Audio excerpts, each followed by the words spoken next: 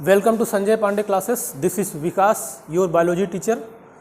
हम लोग बच्चों बायोलॉजी पढ़ रहे थे और एक चैप्टर जो था बायोलॉजी का उसको लोग डिस्कस कर लिए थे।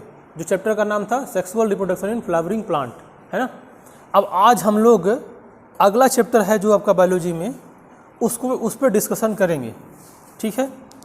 तो इस चैप्टर का जो नाम है, इस चैप्टर का नाम है ह्यूमन रिप्रोडक्शन, क्योंकि जो फर्स्ट यूनिट है इसमें रिप्रोडक्शन ही है। तो पहले फ्लावर का पढ़ा गया था, अब उसके बाद ह्यूमन की बात आई है ना। तो इस चैप्टर का क्या नाम है, ह्यूमन रिप्रोडक्शन। अब बात यह है कि जो ह्यूमन में रिप्रोडक्शन होता है तो कैसा होता है ना, सेक्सुअल। ह्यूमन में रिप्रोडक्शन हमेशा सेक्सुअल होता है। कोई भी ऐसा तो है नहीं जिसमें एसेक्सुअल रिप्रोडक्शन होता हो, है ना, कोई नहीं है। सब में क्या होगा, सेक्सुअल रिप्रोडक्शन। तो एक्चुअली हम लोग इसमें जब पढ़ेंगे तो किसका टाइप पढ़ा जाएगा, सेक्सुअल रिप्रोडक्शन का। अब एक बात याद रखना है कि हम लोग पिछले क्लास में एक बार हम पढ़ाए थे कि जब भी सेक्सुअल रिप्रोडक्शन होगा तो उसके 3 स्टेप हुआ करते थे ना, मालूम है कौन कौन सा? हाँ, एक था ये प्री फर्टिलाइजेशन और दूसरा था फर्टिलाइजेशन और लास्ट वाला था पोस्ट फर्टिलाइजेशन।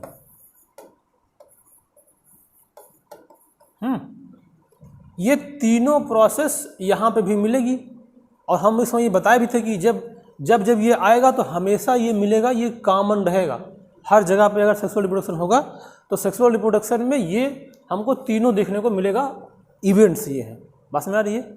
और अब सेक्सुअल रिप्रोडक्शन अगर होता है तो इसका मतलब तो यही है ना कि सीधा सीधा क्या है कि अगर एक कोई मेल बॉडी है और इधर क्या है, एक फीमेल है, और इन दोनों से क्या बनेगा, गैमिट।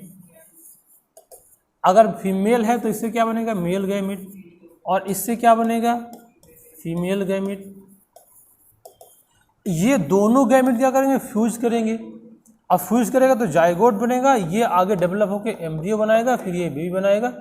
तो ये पूरी प्रोसीजर किसकी है, सेक्सुअल रिप्रोडक्शन की, बात समझ आ रही है। और इसी टाइप में देखा जाए तो इन्हीं को देख के ये तीनों प्रोसीजर बना है।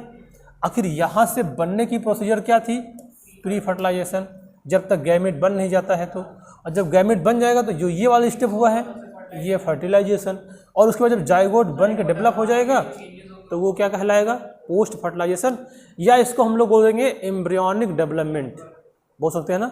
जाइगोट बनने के बाद जब प्रोसेस बनेगी उसको क्या बोलेंगे, एम्ब्रियोनिक डेवलपमेंट। पास में आ गई। अब देखिए बात ये है कि ये चीज़ तो कॉमन रहेगी, हमने बताया था वहाँ भी, अब फिर बता रहे हैं, ये चीज़ तो सब में कॉमन रहेगी, बस इनके प्रोसीजर के नाम अलग अलग हो जाएगा, है ना। बस ये जैसे कि मान लीजिए हम अभी यहाँ क्या है, अभी हम टीचर के भूमिका में हैं, अपने घर जाएंगे तो किसी के बेटा बन जाएंगे, है ना, किसी के भाई बन जाएंगे, सब अलग अलग टाइम वही है। तो ये चीज़ें तो कॉमन है ये वाली, और इनमें सब में अलग अलग बनेगा। जैसे हम लोग प्लांट में देखिए, यहाँ पे जब मेल से मेल गैमिट बना था तो उस प्रोसेस को क्या बोले थे, जब फ्लावर में मेल गैमिट से हाँ माइक्रो स्पोरोजेनेसिस, है ना। हाँ, माइक्रो स्पोरोजेनेसिस, उससे क्या बना था, माइक्रोस्पोर बना था। उससे क्या माइक्रोस्पोर मतलब क्या होता है, पोलन ग्रेन, बात में आ गई। और यहाँ पे क्या था, मेगा स्पोरोजेनेसिस, वहाँ पे क्या बना था, मेगा स्पोर या ओब्यूल बना था, जिसको एम्ब्रियोसैक बोले थे। तो वहाँ पे वो बोला गया था। हो सकता है जब हम लोग यहाँ पे आएंगे तो इसका कुछ दूसरा नाम होगा, लेकिन प्रोसीजर ये वाली जो है ये सब में रहेगी, बात समझ आ रही है, ये सब में रहेगी। और ये सब के चेंज होते रहेंगे, बाकी ये लेवल एकदम बराबर रहेगा, बात समझ आ रही है। मतलब इससे कोई छेड़खानी नहीं होगी। जैसे हम लोग का जो संविधान है ना, जो हमारा प्रियम्बल है संविधान का, कहते हैं कि अगर संविधान में बदलाव तो हो सकता है लेकिन उसको नहीं बदला सकता। जो प्रियम्बल लिखा हुआ है वो नहीं, उसमें उसके ढांचे में कोई दिक्कत नहीं होनी चाहिए। आप उसको, तो इसमें आप इसके दायरे में रह के आप बदलाव कर सकते हैं, मतलब इसका नाम चेंज होगा, बाकी और उसका वो चेंज नहीं होगा, बात समझ आ गई। अब देखिए हम लोग जब पढ़ेंगे तो पहले कैसे पढ़ेंगे, अब जब शुरू करेंगे तो ये जो प्री फर्टिलाइजेशन है, प्री फर्टिलाइजेशन ह्यूमन में मेल्स में कैसे बनते हैं गैमिट और फीमेल में गैमिट कैसे बनते हैं, इसको प्रोसेस पढ़ेंगे। और उसके पहले भी तो एक बात आएगा, अरे गैमिट बनने से पहले तो हमको ये पढ़ना है ये गैमिट बनेगा कहाँ पे, जो ये गैमिट बनेगा ये गैमिट बनेगा कहाँ पे। जैसे कि प्लांट में कहाँ बना था गैमिट, फ्लावर में, और फ्लावर क्या था, उसका रिप्रोडक्टिव पार्ट था। बात में आ रही है?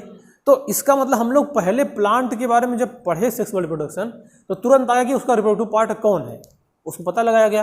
अब उसका रिप्रोडक्टिव पार्ट पता लग गया तो हम लोग क्या पढ़े, फ्लावर का पूरा स्ट्रक्चर पढ़ लिए कि चलिए हम लोग फ्लावर पढ़ते हैं, उसके अंदर कहाँ बनेगा। अब मेल गैमेट कहाँ बनना था, स्टेमन में, और स्टेमन में कहाँ, एंथर में।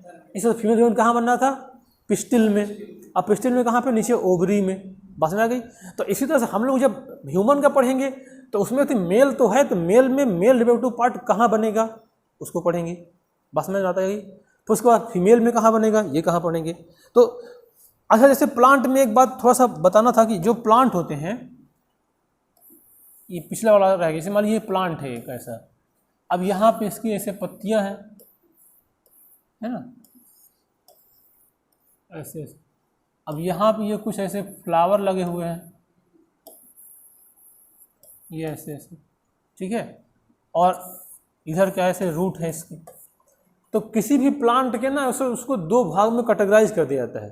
जैसे कि क्या है कि जो ये फ्लावर वाला कंडीशन, जो ये फ्लावर वाला पार्ट है, ये वाला, इसको बोलते हैं रिप्रोडक्टिव पार्ट।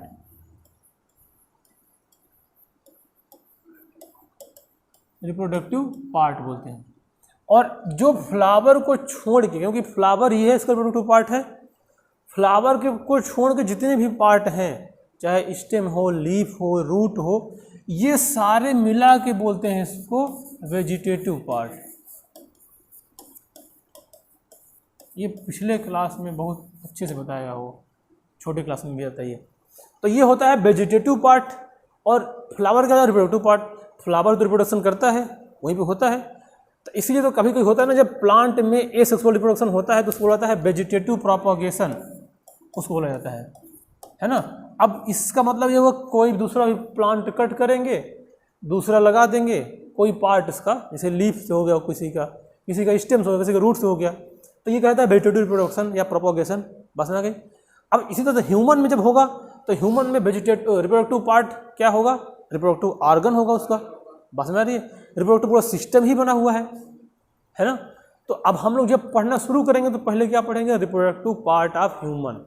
इतना बस में आया। अब देखिए, अब चलिए शुरू करते हैं, हम लोग अपने पॉइंट पे आते हैं। आपको ह्यूमन दिखाई दे रहा है, ये हम ये बार इसका वो भेजेंगे, ठीक है, जो हमने कॉपी में लिखा है इसको नहीं भेजेंगे क्योंकि ये ब्लर हो जाएगा, वो वाला पीडीएफ बना के भेजेंगे, ढंग से आएगा, ठीक है। हाँ इसका भी, उसको भी भेज देंगे। नोट्स भेजेंगे हम सारा, नहीं अभी जो हम लोग पढ़ते चलेंगे उसको भेजते चलेंगे जितना हम लोग। हाँ इसका जो पढ़ लेंगे सही है, हाँ इसको भेज देंगे। आप इसको लिखिए, यहाँ पे जो बात करें समझिए, समझ रहे हैं उसको, है हाँ उसको भेज देंगे, ठीक है। तो अब देखिए, अब यहाँ पे हमको क्या पढ़ना है, ह्यूमन रिप्रोडक्शन। अब ह्यूमन रिप्रोडक्शन में क्या क्या बात होगी, पहले देखिए, पहला बात तो ये होगी कि हमको जानना है मेल रिप्रोडक्टिव सिस्टम क्या होगा। फिर उसके बाद दूसरा बात क्या जानना है, फीमेल रिप्रोडक्टिव सिस्टम क्या होगा। फिर उसके बाद क्या जानना है, गैमेटोजेनेसिस। देखिए ये दोनों सिस्टम जानने के बाद गैमेट के फॉर्मेशन का काम समझना, ये किसका पार्ट होगा, ये होगा प्री फर्टिलाइजेशन। गैमेटोजेनेसिस क्या होगा, प्री फर्टिलाइजेशन इवेंट। अब गैमेटोजेनेसिस जो होता है तो इसमें दोनों आएगा मतलब अगर हम इसको बात करेंगे तो इसमें जो पहला आएगा मेल के फॉर्मेशन का, मेल गैमेट बनेगा। और जब मेल गैमेट बनेगा तो उसको बोलेंगे हम लोग स्पर्मेटोजेनेसिस। और दूसरा किसका आएगा, फीमेल का, तो इसको क्या बोलते हैं, oogenesis। बस में आ गई। तो जब पढ़ेंगे तो इस तरह से मेल का भी फीमेल का भी, तो ये गैमेटोजेनेसिस होगा, है ना। तो ये सारी प्रोसेस क्या हो रही है, प्री फर्टिलाइजेशन इवेंट्स। बात में आ गई। अब यहाँ पे लिखा है चौथा नंबर में menstrual cycle. Actually menstrual cycle females में होती हैं, है ना। कोई फीमेल में मेंस्ट्रुअल साइकिल होता है तो उसको भी पढ़ा, क्योंकि ये मेंस्ट्रुअल साइकिल भी रिप्रोडक्टिव के सिस्टम में पार्टिसिपेट करती हैं, रिप्रोडक्शन में हेल्प करती हैं, उनका भी रोल होता है ना। इसलिए हम लोग को, अब प्लांट में तो ऐसा कुछ था नहीं, अब ह्यूमन है तो ह्यूमन ज़्यादा डेवलप है, जिसमें तो कुछ ना कुछ कम्प्लेक्सिटी आएगी ना, तो ये जो आएगी तो हम लोग इसमें भी पढ़ेंगे मेंस्ट्रुअल साइकिल। अब किस में पाएगा, ह्यूमन फीमेल में, क्योंकि हम लोग ह्यूमन का बात कर रहे हैं, है ना। अब देखिए फिर उसके बाद क्या आएगा, ये तो हो गया प्री फर्टिलाइजेशन का। अब उसके बाद फर्टिलाइजेशन होगा, फर्टिलाइजेशन के बाद इम्प्लांटेशन, जो जाइगोट बना है किसका इम्प्लांटेशन होगा, जाइगोट का, है ना। तो जो नहीं, वो नहीं आएगा मेंस्ट्रुअल साइकिल फर्टिलाइजेशन में, क्यों आएगा, वो उसके पहले की प्रोसेस है। हाँ, जैसे क्या है कि वो मतलब एक इवेंट्स में आएगा कि एग मेच्योर, हाँ ये एग मेच्योर करने की जो प्रोसेस है उसको हम लोग मेंस्ट्रुअल साइकिल बोलते हैं, बात समझ गए। तो ये अब ये उसके पहले इवेंट्स बनेगा ना, ये एग मेच्योर होने के पहले की बात है, जब प्रोसेस शुरू होती है तो उसी में ये मेंस्ट्रुअल चलता है। अब इसमें उसको थोड़ा सा रोल नहीं आएगा। अब उसको देखिए इम्प्लांटेशन हो जाएगा तो अब उसका होगा डेवलपमेंट, जिसका इम्प्लांटेशन हुआ है उसका डेवलपमेंट होगा, तो उसको हम लोग बोलेंगे प्रेगनेंसी, है ना। अब या उसको एंड एम्ब्रियोनिक डेवलपमेंट, जैसे ही जाइगोट बन के इम्प्लांट हो गया तो बोला जाएगा प्रेगनेंसी आ गई, मतलब वो फीमेल्स प्रेग्नेंट हो गई हैं। अब उसके बाद उसका डेवलपमेंट होगा, उसको बोला जाएगा एम्ब्रियोनिक डेवलपमेंट, बात समझ में आ गई।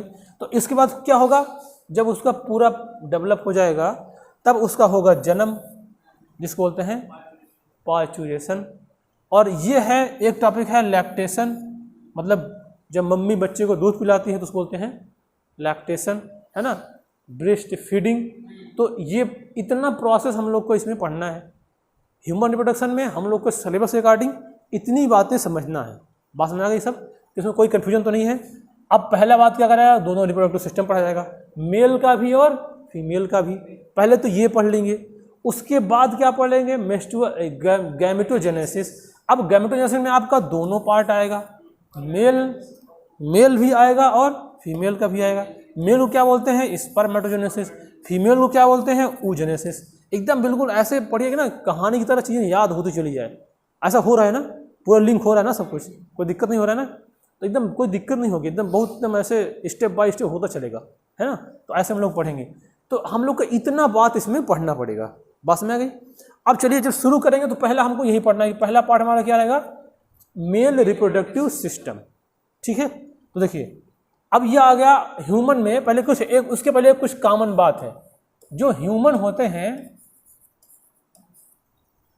ये पहले तो सेक्सुअली रिप्रोडक्शन करते हैं। कैसे करते हैं, इसमें सेक्सुअल रिप्रोडक्शन होता है ना। दिखाई दे तो हम बड़े चाहे, कोई दिक्कत नहीं है ना, दिखाई दे रहा है ना ये। अब उसमें क्या होगा, सेक्सुअल रिप्रोडक्शन। और दूसरा होता है ना विविपेरस, मतलब विविपेरस मतलब क्या होता है, दो होता है, एक होता है विविपेरस, एक होता है ओविपेरस। देखिए विविपेरस मतलब होता है जो यंग वंस प्रोड्यूस करते हैं, मतलब बच्चे देने वाले, क्या कहलाते हैं, विविपेरस। और अंडे देने वाले क्या कहते हैं, ये होते हैं OVPAROUS, ये होते हैं अंडे देने वाले, है ना। और ये क्या होते हैं, यंग वंस प्रोड्यूस करने वाले, जैसे ह्यूमन अंडे देते नहीं हैं, है ना, ये क्या बच्चे देने वाले हैं, तो ये कहलाते हैं विविपेरस। तो होता है इसमें सेक्सुअल रिप्रोडक्शन है, और क्या होता है विविपेरस। अब देखिए इनमें कोई लार्वल स्टेज नहीं होती है, लार्वा समझते हैं, इसका देखिए मतलब ये होता है सीधा सीधा कि अगर कुछ ऑर्गेनिज्म नहीं, कुछ ऑर्गेनिज्म ऐसे हैं जिसे मान लीजिए कि इनका दोनों गैमेट बना, ये फ्यूज किया, और फ्यूज करने के बाद ये जाइगोट जो है ये लार्वा बन गया, ये जाइगोट लार्वा बन गया, और ये लार्वा आगे डेवलप होने के बाद हाँ ये तब एडल्ट बना, बस में आ गई। अगर जाइगोट के बाद बीच में लार्वल कंडीशन आता है तो यहाँ पे जो लिखा है वो उसमें बोला गया लार्वल स्टेज होता है, तो इसमें लार्वल स्टेज हो गया। अब जानते हैं अगर किसी के भी एम्ब्रियोनिक डेवलपमेंट में लार्वल स्टेज आएगा तो उसको हम लोग बोलते हैं इनडायरेक्ट डेवलपमेंट। क्या बोलेंगे, इनडायरेक्ट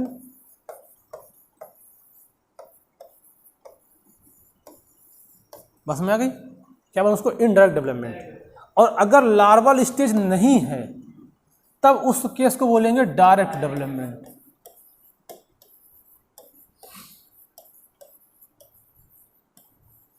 बस में आई। तो ह्यूमन में पहले तो लार्वल स्टेज नहीं है, तो इसमें क्या होगा, डायरेक्ट डेवलपमेंट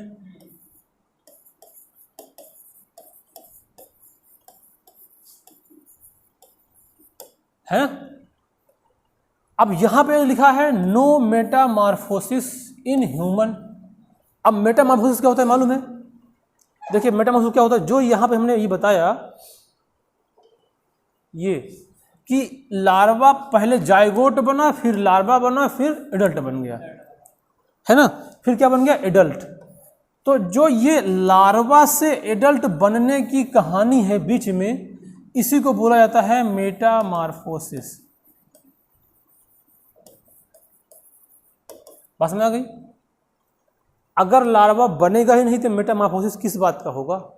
तो इसीलिए इसमें क्या होगा, मेटामॉर्फोसिस भी नहीं होगा ह्यूमन में, ना तो लार्वा बनेगा ना मेटामॉर्फोसिस होगा, और ये कहलाएगा डायरेक्ट डेवलपमेंट। अगर मेटामॉर्फोसिस नहीं है तो क्या कहलाएगा, डायरेक्ट डेवलपमेंट। इतना बात समझ आ गई? इसमें कोई दिक्कत है ना? तो ह्यूमन का एक कॉमन बात था कि इस तरह से हम लोग इसको समझेंगे। अब ये सब कुछ अगर आप यहाँ पे जाके एनसीईआरटी को देखेंगे तो वहाँ पे ये बात हम लोग को मिलेगा बढ़िया से।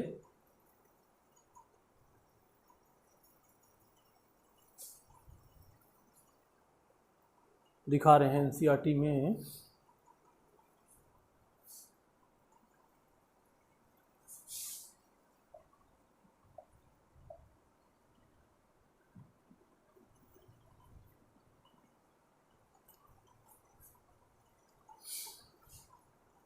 ये सब बात हम लोग की एनसीईआरटी में डिस्कस है, ठीक है। ये देखिए यहाँ पे, हालांकि अभी हम लोग उसको दोबारा फिर से डिस्कस करेंगे, इसके पहले भी एक बात देख लेते हैं जल्दी से।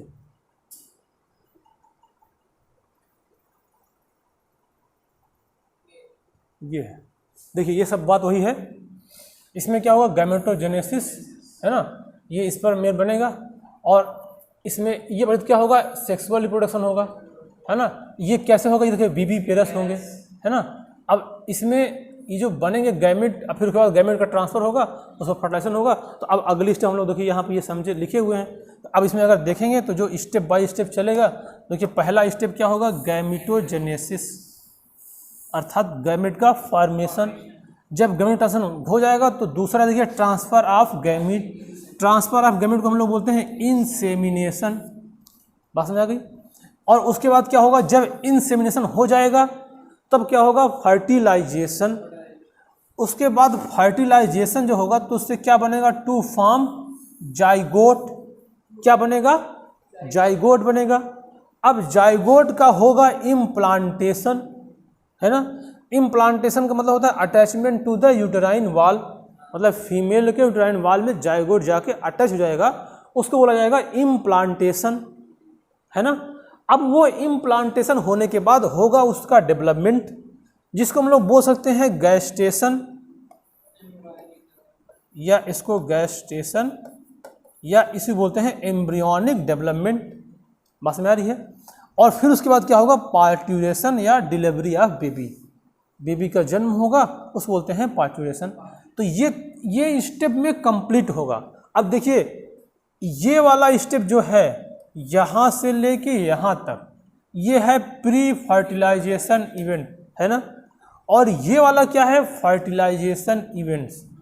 और इसके बाद देखिए जब ये जाइगोट बना तो इसके बाद जो प्रोसेस आएगी यहाँ तक, ये पोस्ट फर्टिलाइजेशन इवेंट्स में आएगा। तो आ गया ना तीनों बात। तो वो कह रहे हैं ये तीनों बात तो वहाँ पे भी कॉमन थी, यहाँ पे भी कॉमन रहेगी। बात समझ आ रही है? तो एक तो ये बात हो गया।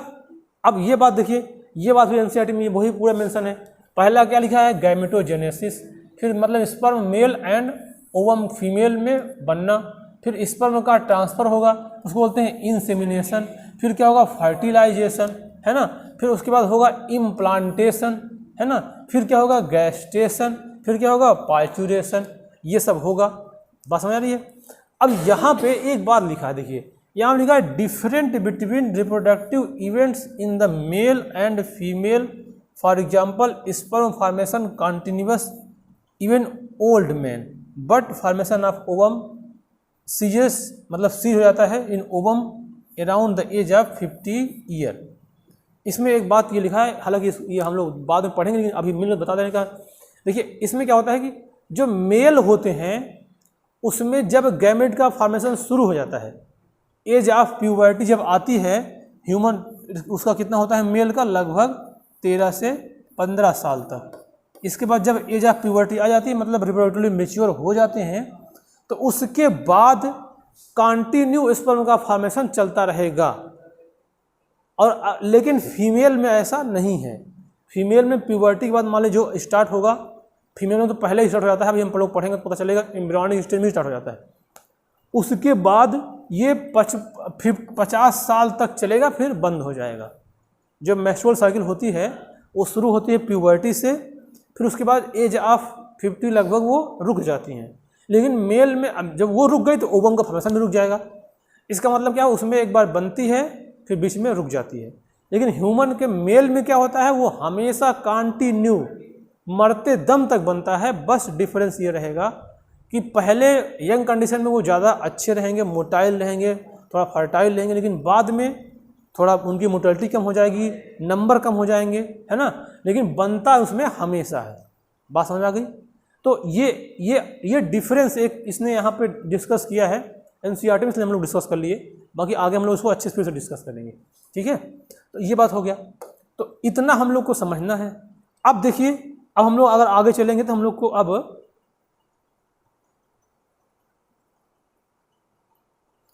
पढ़ना है, ये समझना है। अब आगे हमारा मेल रिप्रोडक्टिव सिस्टम।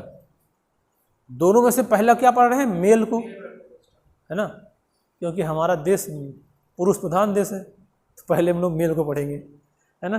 फीमेल लोग कहीं बुरा ना मान जाए तो बुरा मानने की जरूरत नहीं है। हम लोग पहले मेल को इसलिए पढ़ रहे हैं क्योंकि एनसीईआरटी में से दिया है ना। अब देखिए, तो अब इसमें देखिए क्या होगा, ये जो फीमेल रिप्रोडक्टिव सिस्टम होता है वो पेल्विस रीजन में होता है ना। पेल्विस रीजन मतलब क्या होता है, कौन सा रीजन है, देखिए यहाँ पे एक डायग्राम हमने समझाने का प्रयास किया है। ये रीजन देखिए, ये पूरा एब्डोमिनल, जहाँ से ये दोनों पैर निकलते हैं, दोनों पैर के बीच में वो कौन सा रीजन होता है, पेल्विस रीजन। तो ये पेल्विस रीजन में ये पहली बात तो देखने को मिलता है। और इसमें क्या क्या चीज़ होता है देखिए। अब जैसे देखिए, ऐसे मान हम लोग समझिए, हम एक स्ट्रक्चर बना रहे हैं किसी भी ह्यूमन का,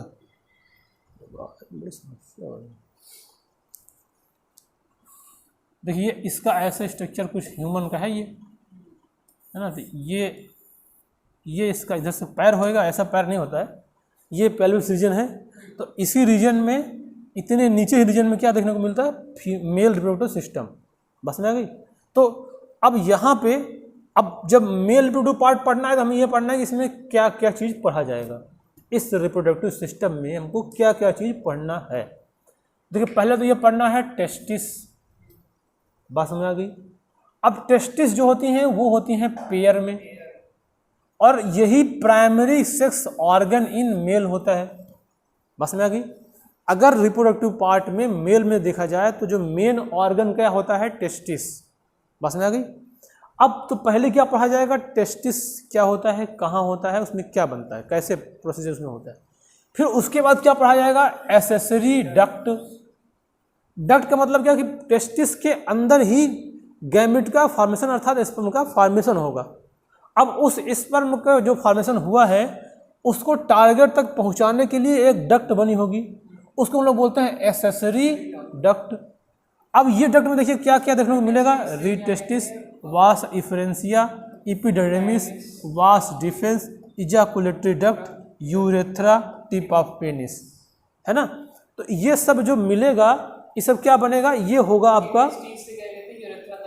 हाँ, ये पूरा पहुंचाने का जो प्रोसीजर होगा, जो जो रास्ता मिलेगा उसको क्या बोला जाएगा, एक्सेसरी डक्ट। बात समझ में आ गई। अब दूसरी बात क्या है, एक्सटर्नल जेनेटेलिया, जो बाहर से दिखता है जिसको पेनिस बोलते हैं, उसको समझना है। फिर उसके बाद क्या है, एक्सेसरी ग्लैंड। अब एक्सेसरी ग्लैंड मतलब कि जब स्पर्म का फॉर्मेशन होगा तो उसके फॉर्मेशन होने में हेल्प करेंगी कुछ ग्लैंड से निकलने वाले जो भी कुछ उससे जो निकलेंगे फैक्टर, तो वो होंगे। तो अब इसमें देखिए 3 ग्लैंड्स हैं, एक है सेमिनल वेजाइकल्स जो कि पेयर में होती है, और दूसरी है प्रोस्टेट ग्लैंड जो कि सिंगल होती हैं, और तीसरी है बल्बो यूरेथ्रल ग्लैंड जो कि पेयर में होती है। ये भी क्या होती हैं? पेयर। बस समझ आ गई। अब यहाँ पे इंपॉर्टेंट बात यह है कि इन तीनों में से जो ये प्रोस्टेट ग्लैंड है ये पेयर में होती हैं, अरे सॉरी सिंगल है, और बाकी जो ये सेमिनल वेजाइकल और बल्बो यूरेथ्रल ग्लैंड ये कितना है? पेयर में।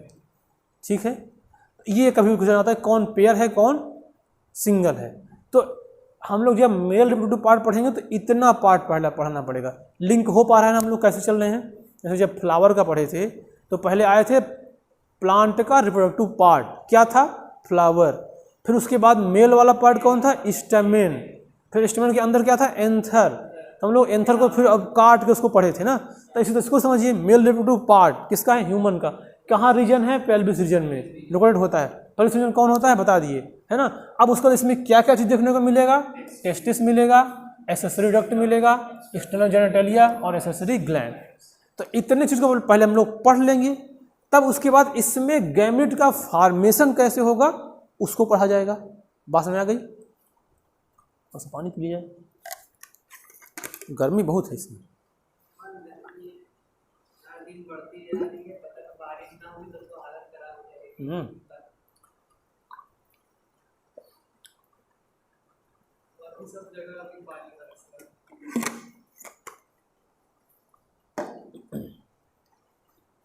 ठीक है, तो अब जब पढ़ेंगे तो शुरू करेंगे कहाँ से? टेस्टिस से, है ना। अब टेस्टिस से जब पढ़ना शुरू करेंगे तो ये क्या होता है? पहली बात तो ये प्राइमरी सेक्स ऑर्गन है। हाँ, ये प्राइमरी सेक्स ऑर्गन है ना। अच्छा, जानते हैं ये जो हम लोग पढ़ रहे हैं ह्यूमन में, ये ह्यूमन का रिप्रोडक्शन लगभग एनिमल्स जो होते हैं उनमें उससे मिलता जुलता रहेगा। जितने एनिमल्स हैं उनसे मिलता जुलता रहेगा, बस सबके थोड़ा थोड़ा नाम अलग होंगे, बहुत कुछ। हाँ, किसी के हाँ थोड़ा थोड़ा नाम हो जाएगा अलग, लेकिन ये प्रोसीजर लगभग मिलेगी, सभी एनिमल्स में मिलता जुलता देखने को मिलेगा। ठीक है, तो देखिए अब हम लोग क्या पढ़ें? पहले टेस्टिस। तो देखिए यहाँ पे ये एक मेल का रिप्रोडक्टिव पार्ट है ये, है ना। ये एनसीईआरटी में भी है। यहाँ पे देखिए ये ऐसे बना हुआ है, ये उसी को बनाया गया है। एक तो ये वाला वर्जन ऐसे बैक से इधर से इसे काट दिया गया तो ये कुछ ऐसा दिखेगा, और इसका ये फ्रंट व्यू है हाइपोथेटिकल डायग्राम, तो ये कुछ ऐसा दिख रहा है। बस में आ गई। अब इसको समझने से पहले ये बात आपको क्लियर होनी चाहिए कि रिप्रोडक्टिव पार्ट में ये जो टेस्टिस होता है ऐसे, ये है पेल्विस रीजन और ये है एब्डोमिनल कैविटी, है ना। जो ये होता है एब्डोमिनल कैविटी, इसके नीचे। अब यहाँ पे ऐसा ये देखिए लटक रहा है बाहर। अब जानते हैं ये बाहर लटकने का परिवर्तन एक इसका मतलब होता है बाहर क्यों है? हाँ, इसको जो स्पर्म के फॉर्मेशन के लिए उसको टेम्परेचर, बॉडी का टेम्परेचर लगभग 37 डिग्री सेल्सियस होता है, तो उससे लगभग 2 से 2.25 तक, 2 से 2.5 तक कम टेम्परेचर चाहिए जिससे कि फॉर्मेशन होगा। इसीलिए ये पेल्विक रीजन से एब्डोमिनल कैविटी से बाहर लटक जाता है जिससे कि ऐसा हो सके। बस में आ गई। अब इसमें क्या होता है कि ये जो लटकता है ना, तो एक यहाँ पे जैसे कि लटकेगा तो एक कैनाल बनेगी बीच में, उस कैनाल जिसके थ्रू टेस्टिस ऊपर नीचे उतर के आएगा उसको बोलते हैं इनग्यूनल कैनाल। बस में आ गई। क्योंकि जब बच्चे छोटे रहते हैं तो उनका ये स्क्रोटल सैक तो देखने को मिलता है, लेकिन अभी इसमें टेस्टिस नीचे उतर के आई नहीं रहती है। जब उनका एज आ जाएगा प्यूबर्टी एज, तब उनकी टेस्टिस उतर के नीचे आ जाएगी, तो किसके थ्रू आएगी? इनग्यूनल कैनाल के थ्रू। बस में आ गई। ये भी एनसीईआरटी में तो ये भी बात पूछ सकता है। तो वो, और यहाँ पे जो ये क्या होगा? स्क्रोटल सैक है। अब इस स्क्रोटल सैक के अंदर ही क्या होगा? ये जो दिखाई दे रहा है ये क्या है? टेस्टिस है। बस में आ गई। अच्छा, जानते किसी के ना ये कभी भी ऐसा होता है कि ये टेस्टिस ऊपर से नीचे उतरती ही नहीं है एज आने के बाद भी, तो उसको हम लोग आप बोलेंगे ये कंडीशन कैसे हो गई? ये एबनॉर्मल कंडीशन हो गई, है ना। तो उसको एक बीमारी बोलते हैं, उसको बोलते हैं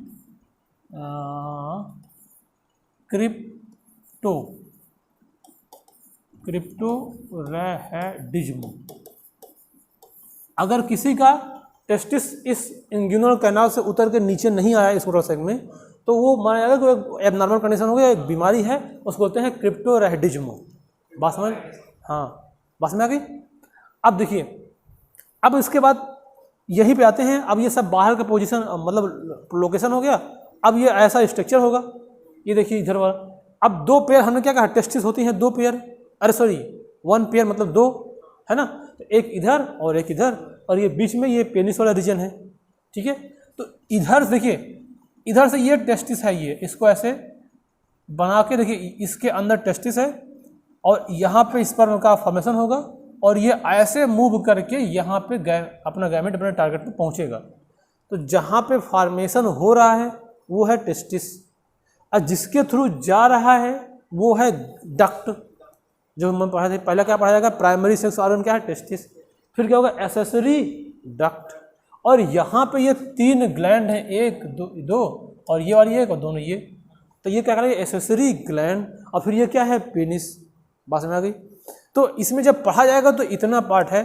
अब ये टेस्टिस की अगर देखा जाए तो इसकी जो ये वाली लंबाई होती है लगभग 4 से 5 सेंटीमीटर होती है, और इसकी चौड़ाई लगभग 2 से 3 सेंटीमीटर होता है। ये भी क्वेश्चन आ सकते हैं, बस में। अब इसके बाद ये टेस्टिस से जो पाइप बाहर निकलेगी, जो ले जाएगी टारगेट पे, उसके बाद यहाँ शुरू होगा, बोला जाएगा रीड टेस्टिस, फिर आएगा वासा इफरेंसिया, फिर आएगा इपीडाइडमिस, फिर वास डिफेंस, फिर आ जाएगा इधर यूरेथ्रा में, फिर टिप ऑफ पेनिस में। तो ये ऐसे, अब इसी तरह से इधर भी होगा ऐसे, है ना। और यहाँ पे देखिए, ये वाली जो 2 है, ये दोनों कहलाती हैं सेमिनल वेजाइकल्स। ये है, ये दोनों है सेमिनल वेजाइकल्स। और यहाँ पे क्या है, ये वाली जो 2 है, ये जो 2 है, ये है प्रोस्टेट ग्लैंड। और उसके बाद ये वाली जो है, ये है बल्ब की तरह, दिखता है ना, बल्ब की तरह। तो ये कहलाएगी बल्बो यूरेथ्रल ग्लैंड। बस में आ रही है। तो ये हो गई आपका पूरा रिप्रोडक्टिव पार्ट, और ये होगा यूरेथ्रा। यूरेथ्रा मतलब पेनिस। अब पेनिस में इसमें देखिए, यहाँ पे इससे तो ऐसे यूरिन पास होगा बीच से, और जो इसके बगल बगल मसल्स हैं, उसमें मसल मतलब सेल बनी होगी, और उसमें इरेक्टाइल टिश्यू पाए जाते हैं, है ना। जिससे कि इरेक्शन जब होता है तो इसमें ब्लड प्रेशर ज़्यादा हो जाता है, तो ये इरेक्ट हो जाती हैं। जब ब्लड प्रेशर कम होगा तो फिर से क्या हो जाएगी, फ्लैसिड कंडीशन में आ जाएगी। तो इसमें इरेक्टाइल टिश्यू पाए जाते हैं, ठीक है। और यहाँ पे पेनिस के सबसे ऊपर वाले भाग में एक ऐसे लेयर होता है ना, कि इसको ढक देगा फिर पीछे चला जाएगा, ढक देगा, तो उसको बोलते हैं फॉरेस्किन, या इसको बोलते हैं प्रीप्यूस, है ना। और जो सबसे ऊपर ये चौड़ा वाला एरिया होता है उसको बोलते हैं ग्लांस ऑफ पेनिस।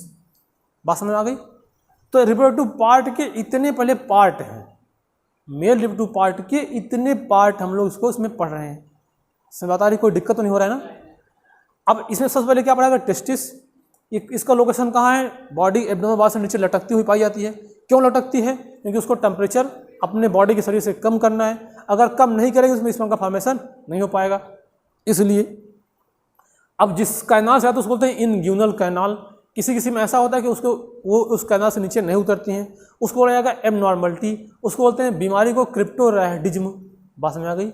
अब इसके बाद ये आएगा आपका रीड टेस्टिस, उसके बाद वासा इफरेंसिया, इपीडाइडमिस, वास डिफेंस, फिर ये यूरेथ्रा, फिर उसके बाद आएगा टिप ऑफ पेनिस। इस तरह से ये पूरा बात हो जाएगा। अब एक बात यहाँ पे ये समझना है, देखिए यहाँ पे ये यूरिनरी ब्लैडर है, और यहाँ से यूरेटर आया हुआ है।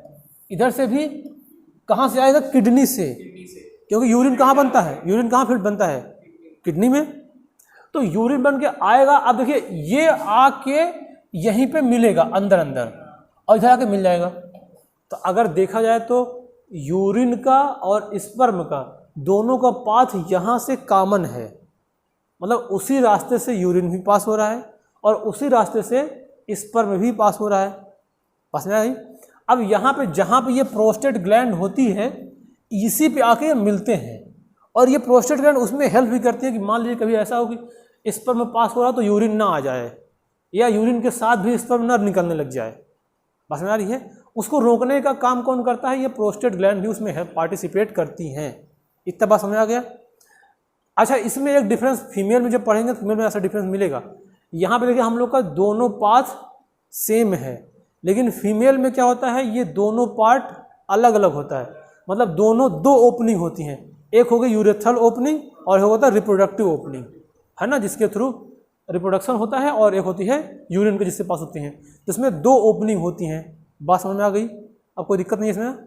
अब देखिए, अब हम लोग चलेंगे थोड़ा सा कि ये जो टेस्टिस है इसको बीच से कट करके देखें तो इसके अंदर क्या क्या चीज़ होता है उसको पढ़ेंगे, फिर इसके अंदर स्पर्म का फॉर्मेशन कैसे होगा उसको समझेंगे।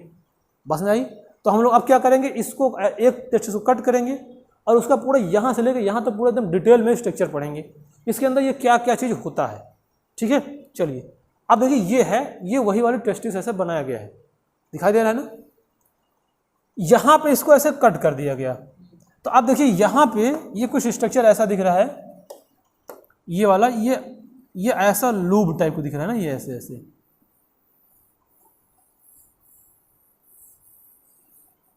ये ऐसे, ये जो दिखाई दे रहा है इसको बोलता है टेस्टिकुलर लोब्यूल्स। क्या बोलते हैं इसको? Testicular lobule. अब ये लगभग एक टेस्टिस में 250 लोब्यूल होते हैं। दो टेस्टिस होती हैं, तो एक में 250, दूसरे में 250, लगभग 500 टेस्टिकुलर लोब्यूल होते हैं। देखिए इस टेस्टिकुलर लोब्यूल में ये कुछ एक ऐसा स्ट्रक्चर दिखाई दे रहा है, ये ऐसा ऐसा ऐसा ऐसा, इसके अंदर ऐसा ऐसा ये घुसा हुआ है ना, ऐसे। अब ये जो है इसके अंदर, इसको बोलते हैं सेमनीफेरस ट्यूब्यूल्स।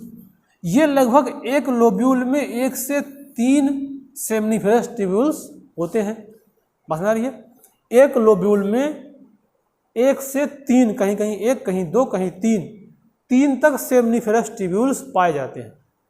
अब उसके बाद देखिए ये सेमनीफेरस ट्यूब्यूल्स सभी ऐसे जाके अटैच होती हैं। ये जो दिखाई दे रहा है स्ट्रक्चर, ये वाला जो है ना, ये ऐसा ऐसा बना है जाली नेटवर्क लाइक। अब इसको बोलते हैं रीट टेस्टिस। बात में आ गई है? अब ये रीट टेस्टिस देखिए ऐसे, अब ये दूसरी पाइप यहाँ पे निकली है छोटी छोटी, ये ऐसे ऐसे ऐसे ऐसे, ये ऐसे ऐसे, इसको बोलते हैं वासा इफरेंसिया। समझ बता रही ना? अब ये वासा इफरेंसिया, यहाँ पे एक बड़ी सी ऐसी ये पाइप दिखाई दे रही होगी, ये ऐसा पूरा है ना, ये ऐसे, और ये वाला, और इसको घेर के ये रखा है इतना बड़ा सा पार्ट ऐसा। तो ये पूरा रीजन कहलाता है इपिडिडाइमिस, है ना। इसके अंदर जो का दिखा है इपिडिडाइमिस। अब देखा इसको देखा है तो इधर वाला ऊपर है तो उसको हेड बोल देंगे, इधर वाला रीजन को इधर वाला क्या बोल देंगे, टेल बोल देंगे। इपिडिडाइमिस में स्पर्म का स्टोर होता है। अगर मान लीजिए जो स्पर्म का फंक्शन कहाँ होगा, यहाँ पे, और वो भी कहाँ पे, सेमनीफेरस ट्यूब्यूल्स में, लेकिन स्टोर का काम कहाँ होता है, इपिडिडाइमिस में। तो ये भी एक क्वेश्चन बन सकता है, स्पर्म स्टोर कहाँ होगा, इपिडिडाइमिस में। ऑप्शन देगा तो देगा रीट टेस्टिस दे देगा और वासा इफरेंसिया दे देगा, हाँ, और कुछ दे देगा, और लेकिन हमको आंसर क्या मानना है, इपिडिडाइमिस में स्पर्म का स्टोर हो सकता है। और ऐसे देखिए धीरे धीरे इसमें बनते चलेंगे, मेच्योर होते चलेंगे, क्योंकि यहाँ तुरंत मेच्योर नहीं हो जाते हैं, ऐसे बनेंगे, मेच्योर होके बाहर निकलते जाएंगे। बस में आ रही है?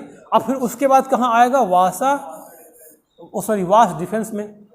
अब ये वास्ट डिफेंस से ये ऐसे पास करेगा, फिर ये कहाँ आएगा, ये आ जाएगा ऐसे रिथल में। तो अब यही वाला तो था ना, ये देखिए ये वाला जो एसेसरी डक्ट था, rete testis, vasa efferentia, epididymis, vas deferens, ejaculatory duct, urethra, tip of penis. Ejaculatory duct यहाँ देखने को मिलेगी, ये यहाँ पे, जहाँ पे ये इसमें रिलीज होगा वहाँ बोलेंगे इजाकुलेटरी डक्ट। बस में आ गई? तो इसका पूरा काम एकदम आपको एकदम बिल्कुल कंठस्थ हो गया ना, इसमें कोई दिक्कत नहीं है। तो ये इस तरह से स्पर्म का मतलब इस तरह से इसका रिप्रोडक्टिव पार्ट का ये एसेसरी डक्ट होगा, और ये क्या हो गया, टेस्टिस। बस में आ गई? और टेस्टिस को हम लोग डिटेल में पढ़ लिया कि इसके अंदर क्या क्या चीज़ होता है। बस में आई? अब देखिए, अब हम क्या करेंगे, इस टेस्टिस के अंदर ये है टेस्टिकुलर लोब्यूल। क्या है ये है टेस्टिकुलर लोब्यूल। अब इस टेस्टिकुलर लोब्यूल्स को ये, अच्छा इसके अंदर ना जानते कैसे रहता है, ये ऐसे रहता है, जैसे और इसको हम लोग देखेंगे तो हमने बना दिए, ये एक ऐसे लोब्यूल है ऐसा, अब ये दूसरा है ना, ये मान तीसरा, ये ऐसा लोब्यूल है। तो इसके अंदर ये ऐसे मान लीजिए 1 2 3 हो गया ना ऐसे। अब मान लीजिए इसमें 2 ही है ऐसे ऐसे, ये ऐसे। तो ये जो है ये तो लोब्यूल है रेड वाला, और ये क्या है, ये है सेमनीफेरस ट्यूब्यूल्स जो वाइट वाला है। तो ये ना एक बहुत पतली सी पाइप का लाइक स्ट्रक्चर है जिसको बोलते हैं सेमनीफेरस ट्यूब्यूल्स। ये इसके अंदर बहुत पतली पतली पाइप लाइक स्ट्रक्चर है। अब इसको ये सपोज करना है कि हम लोग क्या करें ना, इस पाइप को बाहर निकालें और सीधा कर दें। जब सीधा करेंगे तो ये पाइप कुछ ऐसा दिखेगा, ये पाइप सीधा से दिखेगा ना, तो कर दिए। अब क्या करते हैं, इस पाइप को ऐसे काट कर दें सीधा, मतलब जैसे ये पाइप है तो इसको ऐसे करके काट दें, ठीक है। इसको काट देंगे तो इसको बोलेगा ट्रांसवर्स सेक्शन, मतलब क्या बोलेंगे टीएस। जब इसका टीएस काटेंगे तो ये कुछ बीच में जो कुछ भी होगा ऐसा गोला गोला दिखने लगेगा, दिखेगा नहीं दिखेगा, तो इसका ऐसा कुछ दिखेगा। अब मान लीजिए कोई कहते कि पूरा इसको काट दो यहाँ से, तो हमको इसके बीच का भी दिखेगा, यहाँ का भी दिखेगा, यहाँ का भी दिखेगा, दिखेगा ना। तो अगर इसके टीएस को काट के देखा जाए तो इस तरह से कुछ स्ट्रक्चर दिखाई देता है। बस समझ आ रही है, किसको काटा गया है, इसके टीएस को काट दिया गया। ये कहाँ से मिला, ये है टेस्टिकुलर लोब्यूल यानी सेमनीफेरस ट्यूब्यूल्स, क्योंकि मेन स्पर्म का फॉर्मेशन कहाँ होता है, सेमनीफेरस ट्यूब्यूल्स में। अब ये जो सेमनीफेरस ट्यूब्यूल्स है इसको हम लोग कट करके देखना चाह रहे हैं कि इसके अंदर कहाँ पे स्पर्म फॉर्मेशन होता है। तो अब जब इसको कट किया तो हमको क्या देखने को मिला, ये इस तरह से स्ट्रक्चर देखने को मिला। बस में आ रही है, लिंक कर पा रहे हैं ना आप, कोई दिक्कत नहीं हो रही है। देखिए अब इसको काटो तो ये बीच वाला ये पार्ट हो गया ऐसा, ठीक है। और उसके बाद जो और बाहर बाहर जो सेमनीफेरस है उसको अगर देखेंगे तो वो भी देखने को मिलेगा ऐसे, यहाँ पे ये मिलेगा ऐसे ऐसे, कुछ यहाँ भी होगा ऐसा, है ना, ये ऐसा। अब ये समझना कि इसके अंदर स्पर्म का फॉर्मेशन कहाँ होता है। देखिए ये जो बीच वाला स्टेट है इसको ल्यूमेन बोलेंगे ना, बीच में। अब इसमें बहुत टाइप की सेल्स पाई जाती हैं, क्योंकि मेन स्पर्म फॉर्मेशन कहाँ होना है, इसी सेमनीफेरस ट्यूब्यूल्स में। अब यहाँ पे ये कुछ ऐसे छोटे छोटे ये सेल दिखाई दे रही हैं, दिखाई दे रही है, इसको बोलते हैं इंटरस्टिशियल सेल, या इसको बोलते हैं लेडिंग सेल। बस समझ रही है। अब ये लेडिंग सेल जो होती है ये मेल में पाई जाती है, क्योंकि क्वेश्चन आता है लेडिंग सेल कहाँ पाई जाती है, लोग सोचते हैं लेडी लिखा मतलब लेडीज होगा। अब पहला ऑप्शन रहता है फीमेल में, पक्का लोग मारते हैं फीमेल, या पहला ऑप्शन रहेगा ओवरी, मार देंगे ओवरी लेडीज सुन के। तो ये ध्यान रखना चाहिए, लेडिंग सेल कहाँ पाई जाती है, मेल के टेस्टिस में, और टेस्टिस में कहाँ पे, सेमनीफेरस ट्यूब्यूल्स में। इसका दूसरा नाम क्या है, इंटरस्टिशियल सेल। बात में आ गई। इसका काम अभी मिलेगा जब स्पर्म का फॉर्मेशन शुरू होता है तो ये एंजाइम हार्मोन से निकलने के लिए स्टिमुलेट करते हैं, जिससे हार्मोन से रिलीज हो सके उस बात का ये स्टिमुलेशन देने का काम करते हैं। बस में आएगी। अब उसके बाद देखिए यहाँ पे कुछ सेल होती हैं ऐसे पास पास में इसके,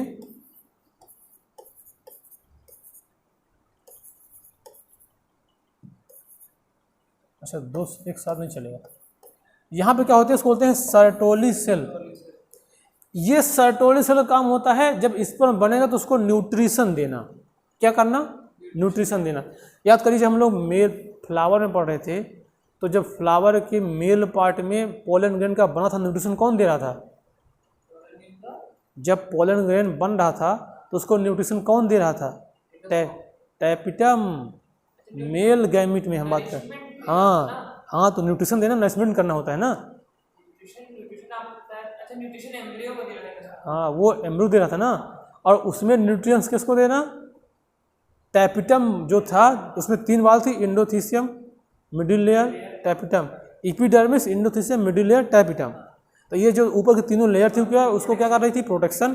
टैपिटम का क्या काम था, न्यूट्रिशन देना, नरिशमेंट करना। तो ऐसे ये सर्टोली सेल जो है इसका भी क्या काम होता है, जब स्पर्म का फॉर्मेशन होगा तो उसको नरिशमेंट करना। जैसे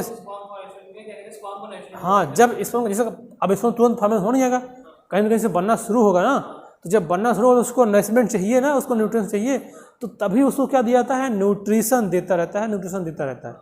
और वो न्यूट्रिशन जब देगा तो स्पर्म का फॉर्मेशन होगा।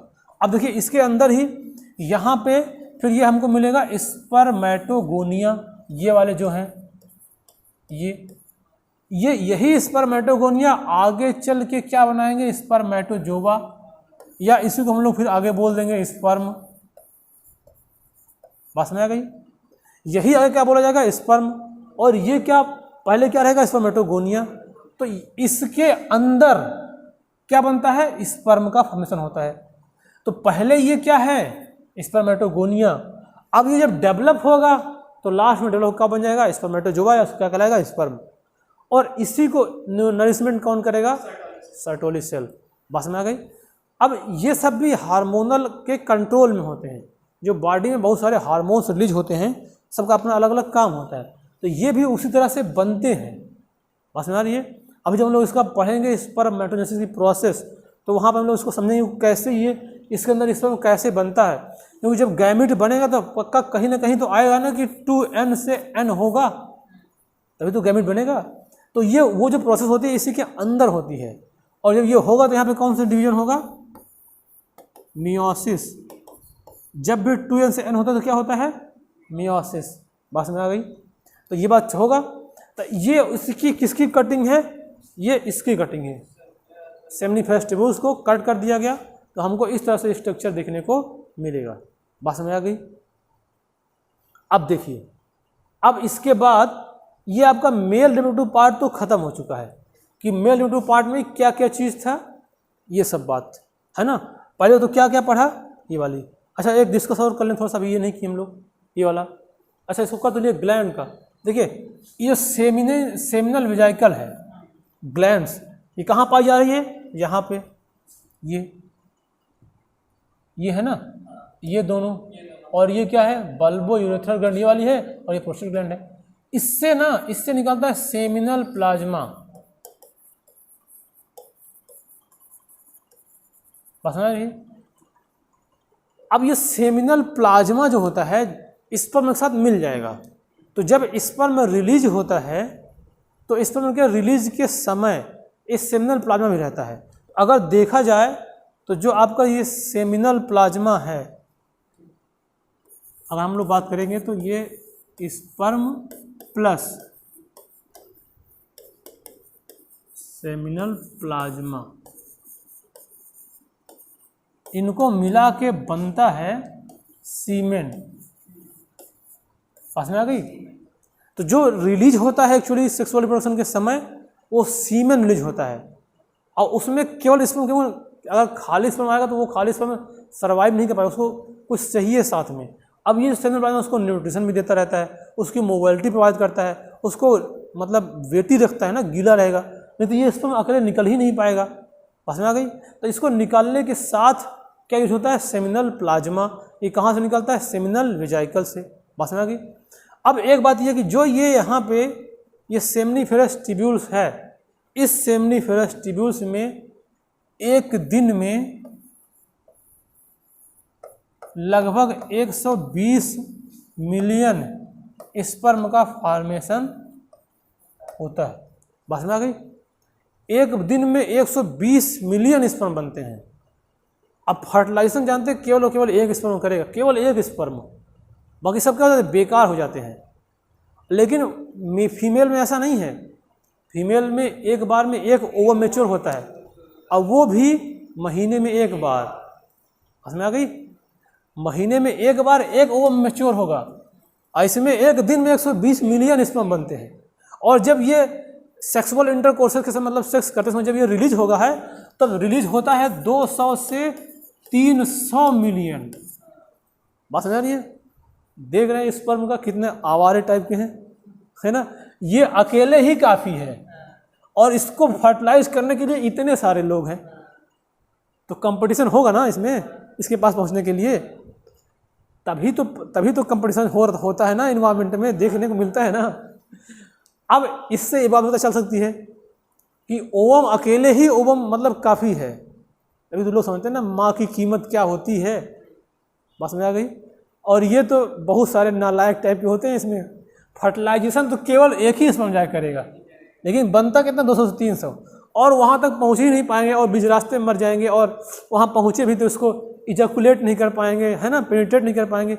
ये सारी प्रोसेस में देखने को मिलता है। तो ये डाटा भी आंसर में दिया, बात याद रखना पड़ेगा।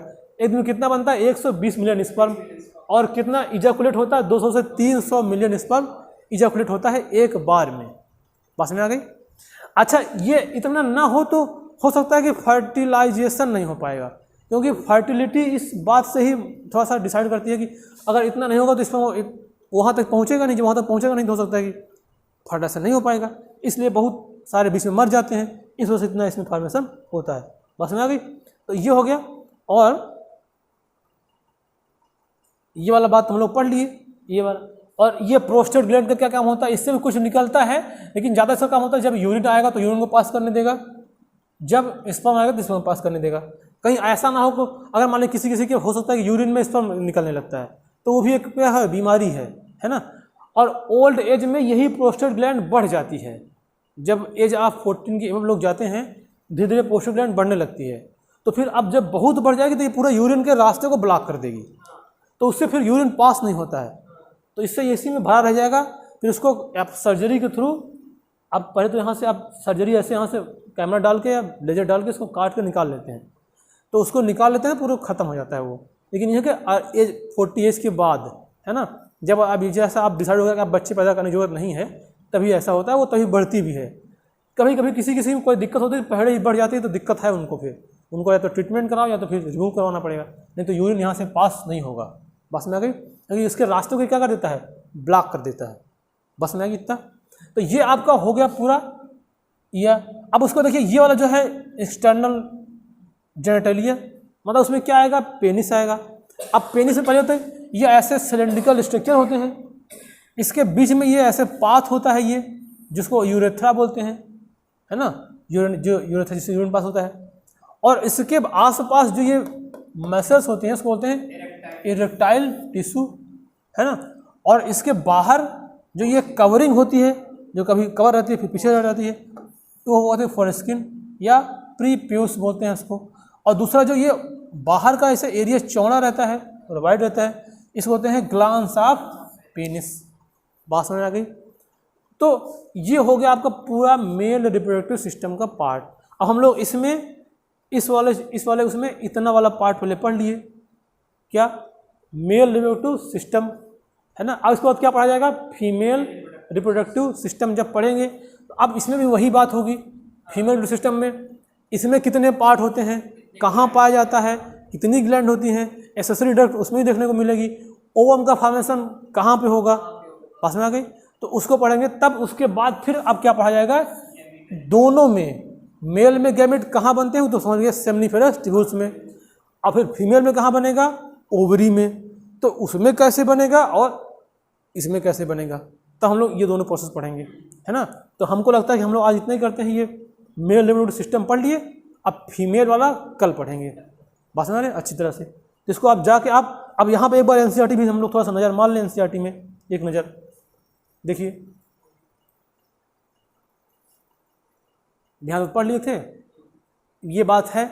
ये डायग्राम जो दिखाई दे रहा है, देखिए ये यही वाला डायग्राम, ऐसे ज़्यादा क्लियर समझ में आएगी, बाकी सब कुछ देखिए वही सब लिखा है। ये ग्लांस ऑफ पेनिस, फोरस्किन, इधर की टेस्टिस, ये हो गया यूरेथ्रा, है ना, ये prostate gland, bulbourethral gland, seminal vesicle, ये यूरिनरी ब्लैडर जहाँ पे यूरिन स्टोर होता है ना। फिर ये यूरेटर है, और यहाँ पे क्या है, ये वास डिफेंस, इधर ये देखिए टेस्टिस, है ना, ये लोब्यूल, सब कुछ वही है ना, ये इसमें कोई दिक्कत वाली बात नहीं है। ये डायग्राम, अब इसमें ना डायग्राम याद रखना है ये वाला। अब मान लीजिए कुछ आता है तो डायग्राम हमेशा दिमाग में होना चाहिए, इसलिए हम दिखा दे रहे हैं इसको डायग्राम को। अब ये क्या है, ये ऐसे कट कर दिया गया है, देखिए ऐसे से ऐसे कोई कट कर दे, है ना, तो ऐसे कट कर दिया गया है। तो इसमें देखो कि ये एक टेस्टिस दिख रही लटक रही है ऐसे, है ना, ये पेनिस है ये वाला एरिया, ये फोर स्किन है, ये यूरेथ्रा है, ये पूरा पेनिस है, ये यहाँ पे देखिए प्रोस्टेट ग्लैंड है, ये वास, ये वाला क्या है, ये वास डिफेंस है, जाएगी यूरिनरी ब्लैडर, ये यहाँ पे भरा हुआ है दिखाई दे रहा है। सेमिनल वेजाइकल्स, ये वाला एक दिखाई दूँगी, एक हट गई, कट गई है। यूरेटर जहाँ से यूरिन आता है ना, एक ही हो गया। और ये यहाँ पे ये बल्बो यूरेथ्रल ग्लैंड है, ये यहाँ पे है ना, ये टेस्टिस का स्क्रोटम है ना, जो कवरिंग रहती है। बाकी ये रेक्टम, ये एक्चुअली इंटेस्ट, अब ऐसे कटेगा तो इंटेस्टाइन भी दिखाई देगी। तो सबसे लास्ट वाला पार्ट होता है rectum, colon, rectum, caecum, colon, rectum, intestine के 3 पार्ट होते हैं लार्ज इंटेस्टाइन का। इसमें फूड, वो क्या बोलते हैं, फीकल मैटर, मतलब लैट्रिन स्टोर होता है ना, तो ये है रेक्टम। और यहाँ पे ये देखिए इजाकुलेटरी डक्ट है यहाँ पे, क्योंकि यहाँ से आएगा तो इस पर यहाँ पर रिलीज होगा, तो ये माना जाएगा। और ये डक्ट है, यह रेक्टम होगा। एनस, ये एनस वाली ओपनिंग है ना। तो ये भी डायग्राम दिमाग में रहना चाहिए। अब इसमें सब वही लिखा गया जो हम लोग इसमें बात किए हैं, सारा कुछ एनसीईआरटी में जो लिखा गया है सब वही लिखा है ना। कुछ हम लोग बल्कि ज़्यादा डिस्कस कर लिए हैं सब चीज़ों से। तो इस सबको अब आप बढ़िया से जाके पूरा एनसीईआरटी एक बार, और जो पीछे वाला हम लोग पढ़े हैं उसको भूलिएगा नहीं आप लोग, है ना। नहीं तो अगर भूलते जाएंगे तो फिर दिक्कत हो जाएगी, क्योंकि हमें चीज़ों को कंटिन्यू सतत रखना है। ये नहीं कि आज पढ़े भुला दिए, इसको कोई मतलब निकलने वाला नहीं है। इसलिए हम लोग क्या, हमेशा स्मार्ट स्टडी करना है। आप लोगों को स्मार्ट स्टडी करिए और उसको कंटिन्यू पढ़ते रहिए, रिवीजन करते रहिए। अब फिर जब टॉपिक पढ़े ना, क्वेश्चन खूब करिए। मेन होता है क्वेश्चन का प्रैक्टिस, जो नहीं आ रहा है उसको पूछिए। अगर ऐसे चलेंगे तभी काम हो पाएगा, अगर ऐसे नहीं देंगे दिक्कत होगा हमारे लोग में। ठीक है, तो हम लोग आज लगता है कि इतना ही रखते हैं। अब अगले वाले चैप्टर में, अगले टॉपिक में हम लोग इसको पढ़ेंगे। पास में आ गई, चलिए इसको बंद कर दीजिए।